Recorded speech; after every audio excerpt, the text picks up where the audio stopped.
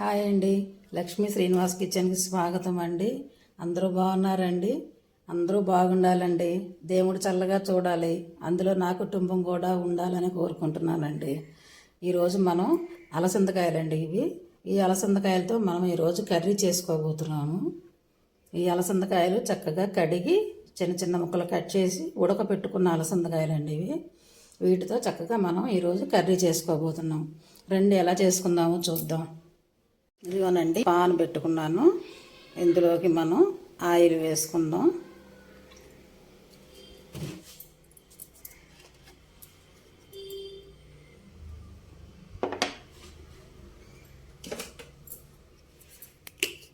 Oil కొంచెం వేడెక్కింది కదండి. ఇప్పుడు మనం పసుపు వేసుకుందాం. కొంచెం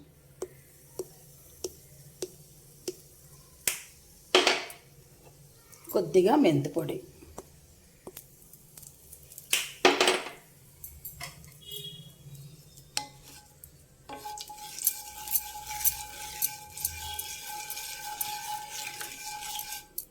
ఇవి వేగినాయండి. ఇప్పుడు మనం ఇందులో కొంచెం ఆవాలు వేసుకుందాం.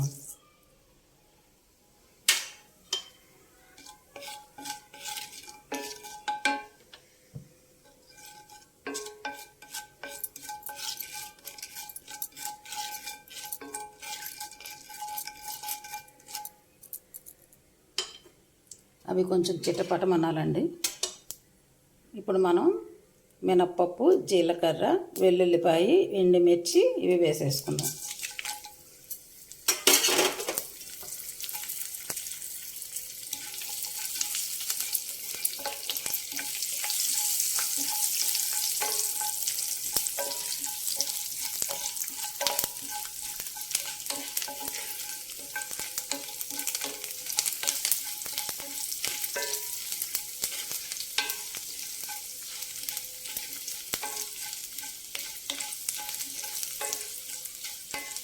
ఇది కొంచెం వేగినాయి కదండి.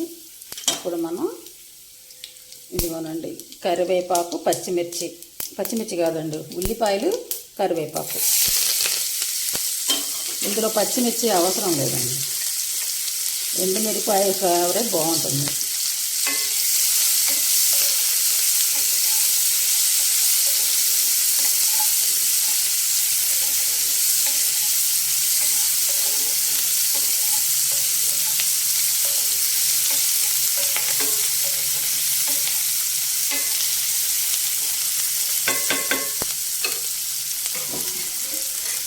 ఈ ఉల్లిపాయ కొంచెం మగ్గనిద్దాం. ఇదిగోనండి, ఉల్లిపాయ చక్కగా మగ్గిపోయిందండి, ఎర్రగా వేగిపోయింది. ఇప్పుడు అలసందకాయలు వేసేసుకున్నాం.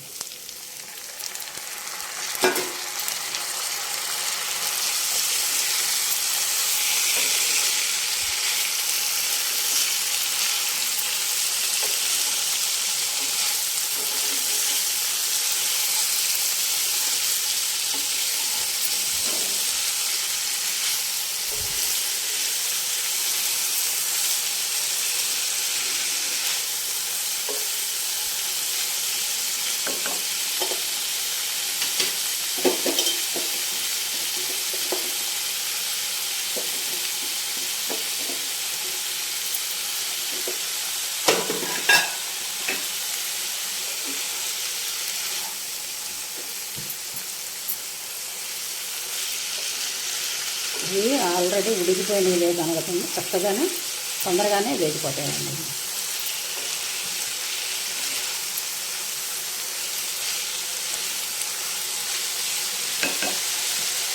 మనకి ఈ ఉల్లిపాయ చక్కగా అలసందకాయ రెండు కలిపి మగ్గితే బాగుంటుందండి.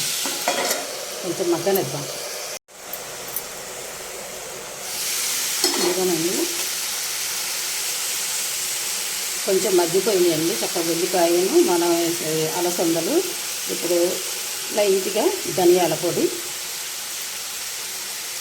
కొంచెం జీలకర్ర పొడి, ఒక అర స్పూను ధనియాల పొడి అండి, ఒక పావు స్పూను జీలకర్ర పొడి, కొబ్బరి గసగసాల పొడి ఒక స్పూను, చిటికెడు మసాలా పొడి అండి. ఇవి వేస్తే కూర చాలా చాలా చాలా టేస్ట్ వస్తుందండి.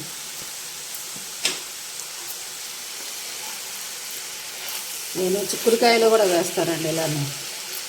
చిక్కుడుకాయలోనూ బాగుంటుంది, బీన్స్లోనూ బాగుంటుంది, ఈ అలసందకాయల్లో కూడా బాగుంటుంది.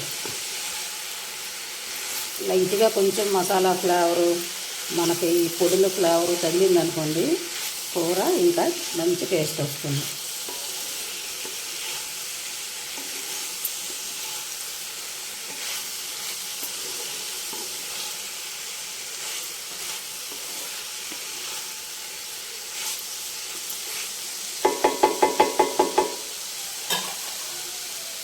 ఇది కొంచెం వేగనిద్దామండి. వేగాక కారం, ఉప్పు అవన్నీ వేసుకుందాం.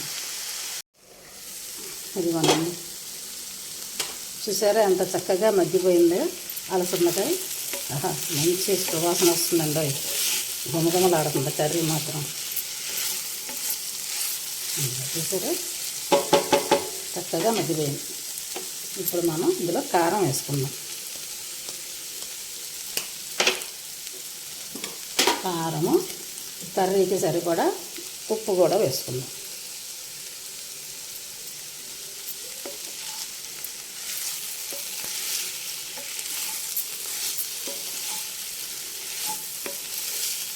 కారం ఎక్కువ వేస్తే బాగోదండి. ఇట్లాంటి కర్రీలకి కొంచెం తక్కువగానే వేసుకున్నాం అనుకోండి, మనం కర్రీ ఎక్కువ తినగలుగుతాం. ఎక్కువ ఉప్పులు, ఎక్కువ కారాలు వేసేసుకున్నాం అనుకోండి, మనం ఎక్కువ కర్రీ తినలేం. ఎక్కువ తినేస్తాం, కర్రీ తక్కువ తింటాం. కొంచెం ఉప్పు కారాలు తక్కువ ఉంటేనే మనం కర్రీ ఎక్కువగా తినగలుగుతాం అన్నమాట.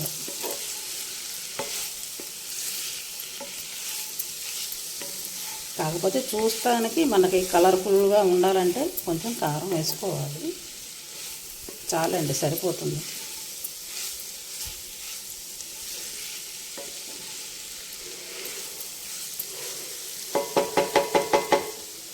కొంచెం ఉప్పు, కారం ఇవన్నీ చక్కగా కొంచెం వేగినాయి అనుకోండి, సూపర్ కర్రీ. మళ్ళీ అయిపోయాక చూపిస్తా. ఇదిగోనండి, మన కర్రీ రెడీ అయిపోయిందండి. అయిపోయింది, చక్కగా మగ్గిపోయింది, వేగిపోయింది. ఇదిగోనండి కర్రీ, అలసందల ఫ్రై. ఉట్టి కూర తినేయచ్చండి ఉట్టి నోటితో. చపాతీలోకి అయితే ఇంకా బాగుంటుంది. చపాతీలోకి కానీ, పుల్కాలోకి కానీ చాలా చాలా బాగుంటుంది. రైస్లోకి కూడా బాగుంటుంది. రైస్లోకి ఇంకా సూపర్.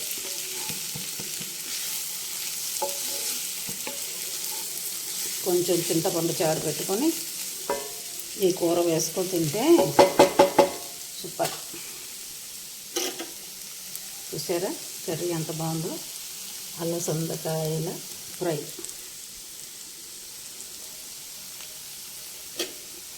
స్టవ్ ఆపేద్దామండి, అయిపోయింది. కొంచెం మనకి పాను బాగా హీట్ ఎక్కువ ఉంటుందండి. ఈ హీట్ వల్ల ఏంటంటే మనం కట్టేసిన తర్వాత కూడా ఓ 10 నిమిషాలు అది వేగుతూ ఉంటుందన్నమాట.